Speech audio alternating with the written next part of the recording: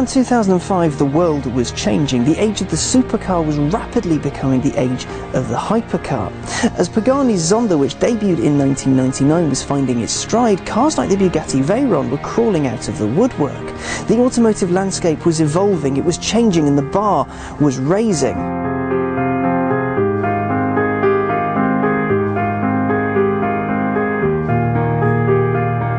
Horacio Pagani saw this and he upped his game. He'd built his supercar with the Zonda, and now the race was on to create a world-beating hypercar.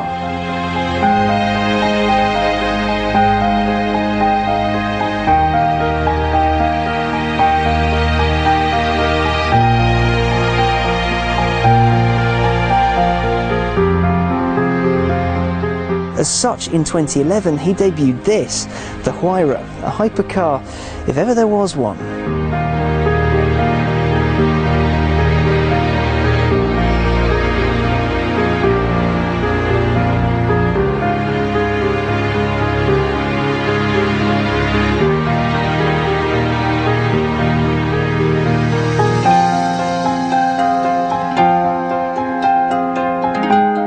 While at first glance it may look like the Huayra is a little muted in comparison to the Zonda, take a little longer.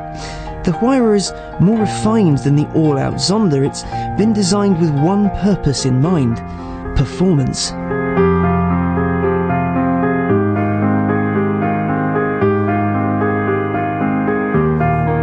Like most high achievers, the Huayra is a little bit different from all the other kids in the playground. You see, its aerodynamics aren't big and on display. No, they're hidden and inspired by aerospace.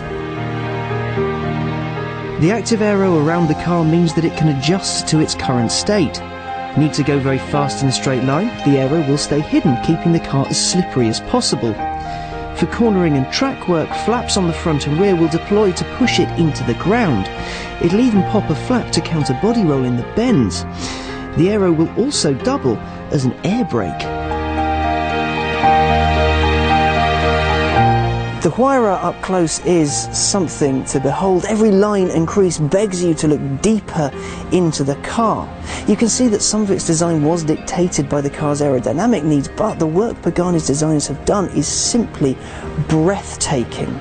It's not as wild and as out there as the Zonda, but still you get these awesome gull-wing doors which are a homage to the Mercedes 300 SL. It's simply beautiful.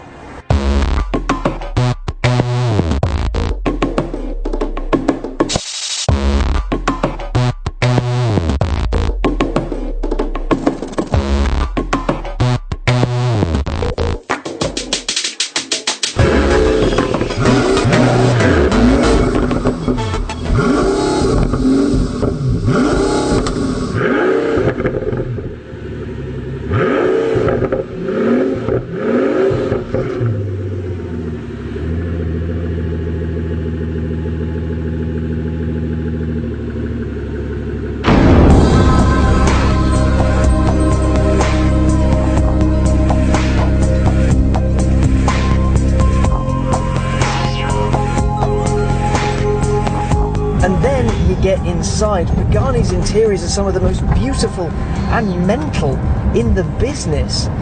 Everything in here is beautifully milled and crafted aluminium and just looks stunning. You won't find any off-the-shelf switches or anything like that. It's a joy to touch. When I spoke with Horacio Pagani, he said that he wanted the interior of a car to be like your own concert hall, your own space, somewhere just for you. And of course, with a car, the exterior can look like pretty much anything you want.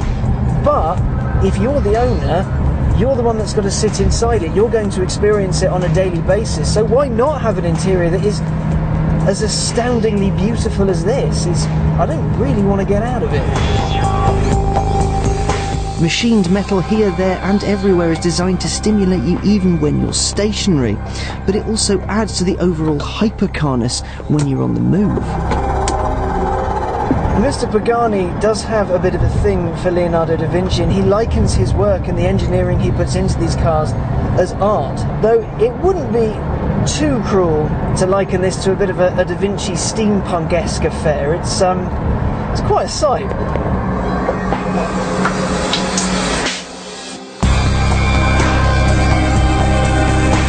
Its look, as stunning as it is, needs to be matched by a power plant that's worthy. There's no point in putting a turbocharged 1.8 over its spine, is there?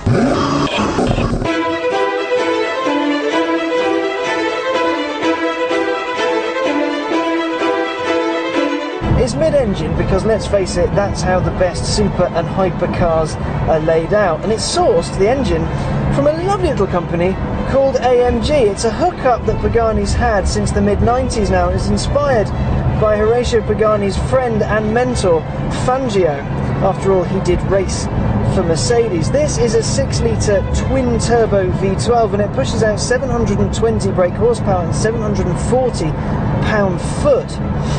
Then you have to factor in the weight. This thing weighs just 1,350 kilos. Now, to put that into perspective, a Ford Focus ST, a more attainable performance car, weighs 1,437 kilos and has about a third of the power. This thing will hit 62 miles an hour in just 3.3 seconds and go on to 230 miles an hour. It's a bit quick. Lightweight is king here, and Pagani's managed to do it by using a material called carbotanium. It's essentially a very complex chemical reaction that bonds carbon and titanium with a little bit of platinum to create a super light, super strong composite. The chassis is made of the stuff and other composites, and incidentally, it's also bulletproof. Speaking of weight, it's not only carbotanium that keeps the weight down, that and other composites of course, but Pagani's engineers have thought of some very interesting solutions just to make sure the poundage stays as low as possible. So, you know how for the majority of supercars and hypercars the dual clutch gearbox is basically the king of the road? Well, not so here. You can't have a manual, but it uses a single clutch gearbox, and the reason for that is purely weight. You see, adding an extra clutch on board would add an extra 70 kilos to the 96 that are already here, thus negating, according to Pagani's engineers, the need for the faster shift. Similarly, everything in here is basically carbon fibre and as lightweight as possible. Even the